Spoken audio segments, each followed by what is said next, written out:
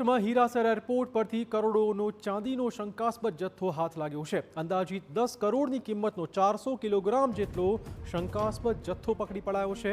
Central IB દ્વારા ગુજરાત ETSને જાણ કરાયા બાદ આ જથ્થો જપ્ત કરાયો છે।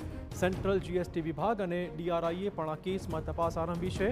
ચાંદી ક્યાંથી આવી, ક્યાં જવાની હતી, કોણે મોકલી હતી અને કેવી રીતે મોકલવામાં આવી હતી તે મુદ્દે તપાસ થઈ રહી છે। તપાસ એજન્સી દ્વારા 3 શંકાસ્પદ વ્યક્તિની પૂછપરછ પણ શરૂ કરાઈ છે।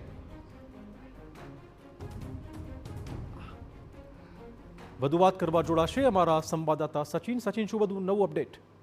ચિરાગ, જે આખો મામલો છે જેમાં 400 કિલો ચાંદી, હવે મહત્વની બાબત અહીંયા એ પણ છે કે જે આયાત ઉપર રોક લગાવવામાં આવી છે સેન્ટ્રલ ગવર્મેન્ટ દ્વારા, ત્યારે આના પછી આ પ્રકારનો આટલો મોટો જથ્થો અને એ પણ એરપોર્ટ પર કાર્ગોથી સુધી પહોંચ્યો કેવી રીતે, જે મોકલનાર વ્યક્તિ છે એ કોણ છે અને આમાં બિલિંગ વગેરે છે કે નહીં, કે પછી કઈ રીતે આખો જથ્થો અહીંયા સુધી પહોંચ્યો છે। મુંબઈથી આ જ્યારે જથ્થો આવ્યો છે ત્યારે અહીંયા સુધી પહોંચવું અને ત્યારબાદ સેન્ટ્રલ આઈબીના ઇનપુટ બાદ આખી ઇન્વેસ્ટિગેશન શરૂ થવી, ત્યારે સેન્ટ્રલ GST જે છે એમના દ્વારા પણ આ બાબતની તપાસ કરવામાં આવી રહી છે કે આ જે ચાંદી છે એ ચાંદીમાં બિલિંગ છે કે નહીં, કે પછી જે વ્યક્તિ મોકલનાર છે કોણ છે, કોની પાસે આ ચાંદી જવાની હતી।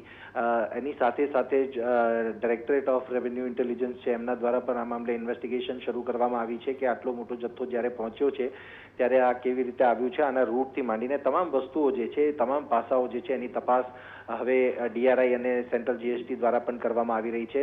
સ્વાભાવિક આમાં ઇન્કમટેક્સ વિભાગની પણ જે ઇન્વેસ્ટિગેશન છે એ શરૂ થશે, પરંતુ આમાં જે પ્રાઇમરી ઇન્વેસ્ટિગેશન છે એ શરૂ થયા બાદ કોણ કોણ વ્યક્તિઓ આમાં સામેલ છે એના પછી ઇન્કમટેક્સ ડિપાર્ટમેન્ટનો જે રોલ છે આમાં સામે આવી શકે છે। પરંતુ આખો જે મામલો છે મામલો ખૂબ ગંભીર થઈ જાય છે જ્યારે આટલી મોટી માત્રામાં ચાંદીનો જથ્થો એ પણ જે એર ટ્રાફિક રૂટથી અહીંયા પહોંચ્યો હોય અને ત્યારબાદ આખો મામલો સામે આવ્યો હોય, ત્યારે તમામ બારીક જે બાબતો છે એ બાબતોની તપાસ હવે તમામ જે સેન્ટ્રલ એજન્સીઝ છે એ કરી રહી છે અને સેન્ટ્રલ GST છે એ કરી રહી છે અને લોકલ જે ATS સહિતની જે ક્રાઇમ બ્રાન્ચ સહિતની જે ટીમો છે એ પણ આ સમગ્ર મામલે તપાસ કરીને જે આખું ચાંદીનો જથ્થો આટલો મોટો કેવી રીતે પહોંચ્યો છે, કોણ મંગાવ્યું હતું, તમામ બાબતોની તપાસ હવે કરી રહી છે। ધન્યવાદ સચિન, તમામ જાણકારી બદલ। ઉલ્લેખનીય વાત એ છે કે મુંબઈથી રાજકોટ આવી રહેલ એર ઇન્ડિયાના ફ્લાઇટમાં શંકાસ્પદ ચાંદીનો જથ્થો આવ્યો હતો।